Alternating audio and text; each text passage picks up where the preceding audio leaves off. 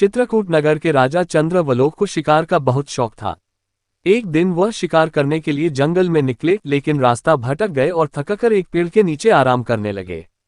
इसी दौरान राजा ने देखा कि एक खूबसूरत कन्या आ रही थी। उसकी सुंदरता ने राजा का मन मोह लिया। उस कन्या ने फूलों के गहने पहने हुए थे और वह राजा को देख बहुत खुश हुई।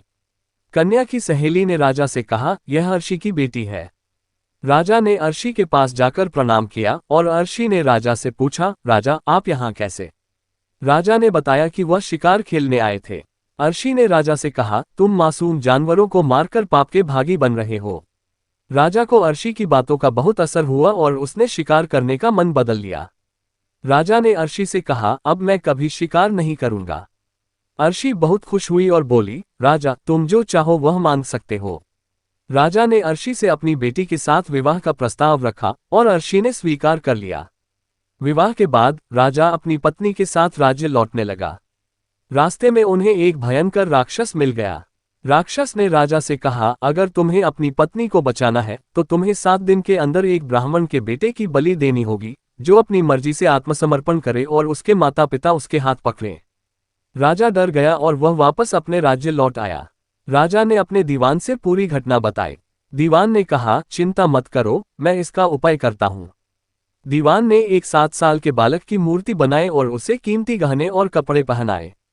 वह मूर्ति को गांव-गांव और आसपास के नगरों में घुमवाने लगा और घोषणा की कि यदि कोई ब्राह्मण का 7 साल का बेटा अपनी मर्जी से बलिदान देगा तो उसे यह मूर्ति और 100 गांव मिलेंगे। ये सुनकर एक ब्राह्मण का बेटा राजी हो गया। उसने अपने माता पिता से कहा, मुझे विश्वास है कि इस बलिदान से हमारे परिवार की गरीबी दूर हो जाएगी। माता पिता ने बहुत मना किया, लेकिन वह बालक अड़ा रहा। अंततः माता पिता को राजी करके वे राजा के पास गए। राजा बालक और उसके माता पिता को लेकर राक्षस के पास गया। राक्षस की शर्तों के अनुसार जब बलि का समय आया और तलवार उठाए जाने वाली थी तो अचानक बालक जोर से हंस पड़ा। बेताल ने विक्रम से पूछा, विक्रम बताओ इस बालक ने क्यों हंसा? विक्रम ने उत्तर दिया, यह बालक हंसा क्योंकि वह दूसरों की भलाई के लिए अपनी जान दे रहा था, लेकिन उस समय उसे अपनी मदद के लिए कोई नहीं था। माता पिता उसके हाथ पकड़े हुए थे, राजा तलवार लेकर खड़ा था और राक्षस उसे खाने के लिए तैयार था।